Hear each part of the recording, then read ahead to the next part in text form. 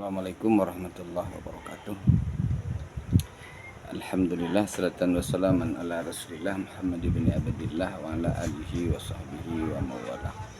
Rekan-rekan sekalian, masyarakat Aceh yang urunyo tengah katanya yaitu hidup di dalam perdamaian, maka lestarikanlah perdamaian tersebut seindah mungkin.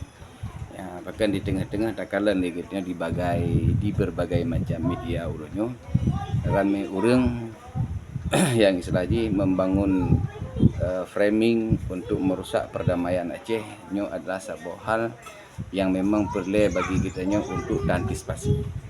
Dalam bahasa yang lain, urung-urung yang framing terhadap Aceh urunyo yang pegah Aceh baganalah begitulah dan adalah peti-peti urung yang kecewa-kecewa yang hanya senang Acehnya di dalam perdamaian, maka kitanya sebagai bangsa Aceh, kitanya sebagai orang Acehnya sagai-sagai hanya terlena dan terpesona dengan bahasa dan kalimat-kalimat yang diucapkan oleh orang tersebut.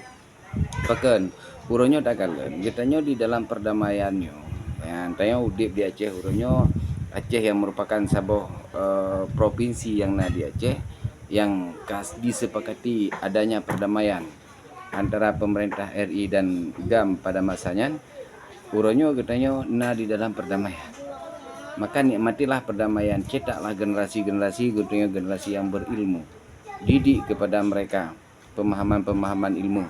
Ya, baik sampai dia katanya roh terpancing dan penakan roh terpedaya dengan bahasa-bahasa manis yang diucapkan oleh orang-orang yang memang hanya senang terhadap Aceh dalam perdamaian.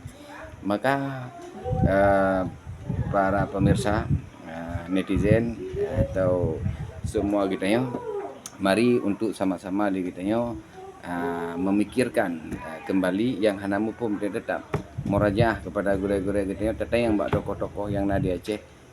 Aceh urunyo dalam perdamaian, silahkan kitanya urunyo didik generasi kitanya untuk purno ilmu terhadap anak-anak kitanya bangsa Aceh dan Bandung agar urunnya paham dengan Aceh dan selanjutnya Acehnya adalah syariat Islam secara kafah nyo mesti berjalan. Kerangka berpikirnya perlu gitu sama-sama untuk sumbangsih pemikiran Bacu Sepo agar Acehnya betul-betul di dalam perdamaian dan dijalankan semua MOU Helsinki dan syariat Islam berjalan secara kafah di Aceh sebagaimana kafah yang dimaksud oleh Rasulullah SAW. Memang urung yang mempunyai butuh kajian, butuh ilmu, butuh pemaparan untuk paham terhadap apa itu Ahlus Sunnah wal Jamaah, apa itu syariat Islam secara kafah.